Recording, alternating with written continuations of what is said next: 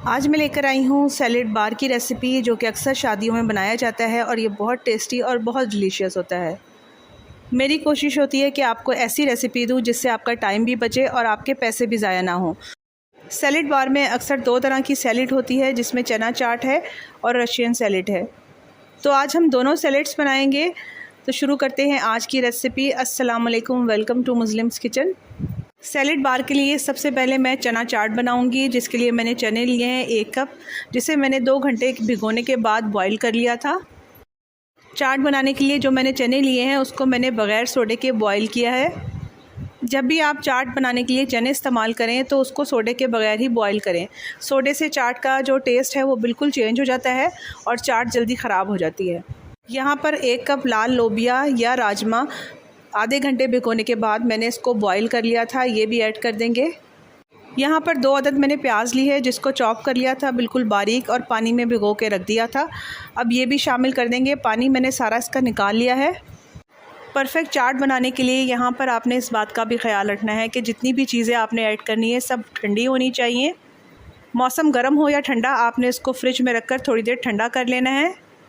इससे ये होगा कि आपकी चाट बहुत ज़्यादा रिफ़्रेशिंग बनेगी और देखने में भी अच्छी लगेगी और खाने में भी अच्छी लगेगी। अब मैं इसमें 2 अदद खीरे शामिल कर दूंगी। इसको भी मैंने इसी तरीके से कट कर लिया था, क्यूब की शेप में। यहाँ पर मैं 2 टमाटर ऐड कर रही हूँ, जिसको मैंने क्यूब की शेप में बारीक कट कर लिया था। वेजिटेबल्स कोशिश करें कि छोटे साइज़ की ही कट करें, ताकि हम जो भी बाइट लें उसमें सारी वेजिटेबल्स का टेस्ट आए। अब यहाँ पर कटा हुआ धनिया, पुदीना और हरी मिर्चें शामिल कर देंगे। यहाँ पर चना चाट के लिए एक कमर्शियल और परफेक्ट किस्म की सॉस तैयार करेंगे, जो खट्टी मीठी सी होगी। तो यहाँ पर लिया है मैंने 4 टेबलस्पून भर के केचप। कोई भी टमाटर केचप आप ले सकते हैं। अब इसमें मैं डालूँगी 1/2 टीस्पून चाट मसाला और 3 टेबलस्पून मैं इसमें चिली सॉस डालूँगी। 1/2 टीस्पून से थोड़ा सा कम इसमें ज़ीरा पाउडर डालेंगे और 1/2 टीस्पून से थोड़ा सा कम इसमें काला नमक डालेंगे। थोड़ा सा मैं यहाँ पर नमक भी डाल रही हूँ। ये चीज़ें ऐड करने के बाद इसको मिक्स कर लेंगे। अब सॉस के टेस्ट को मज़ीद इन्हेंस करने के लिए यहाँ पर मैं यूज़ कर रही हूँ इमली का पल्प। 3 चम्मच इमली थी, जिसको मैंने भिगो दिया और उसका गाढ़ा सा पल्प निकाल लिया।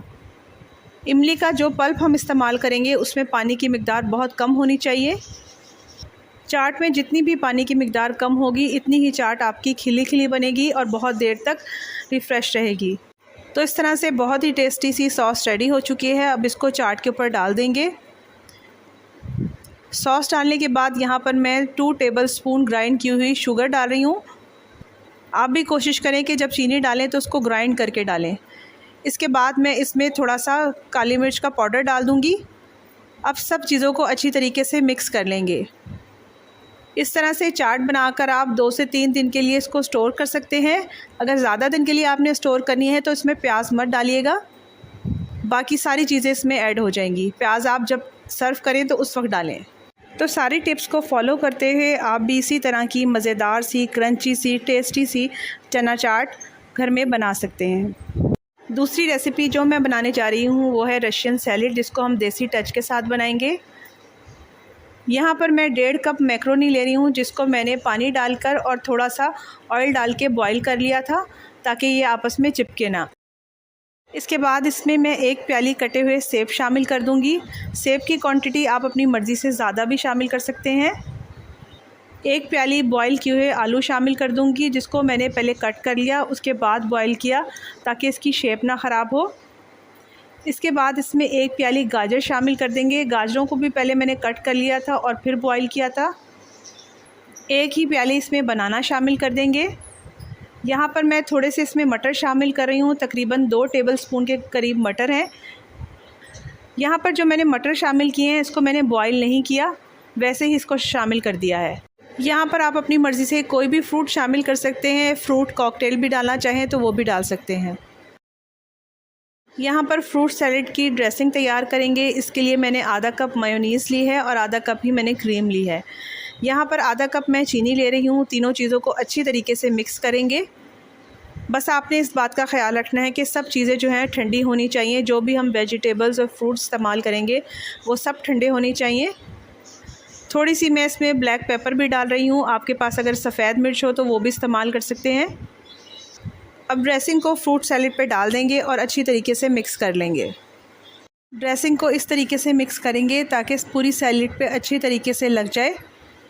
मिक्स करने के बाद यहाँ पर मैं इसमें किशमिश ऐड कर दूँगी और कुछ मैं टूटी फ्रूटी ऐड कर दूँगी, जिससे देखने में ये बहुत ज़्यादा अच्छी लगेगी और खाने में ये तो है ही लाजवाब। तो इस तरह से कुछ टिप्स को फॉलो करते हुए बहुत ही टेस्टी और बहुत ही क्रंची रेस्टोरेंट स्टाइल सैलेड बार घर में आसानी से तैयार हो चुका है। वीडियो पसंद आए तो चैनल को सब्सक्राइब करें, लाइक करें। Thank you for watching.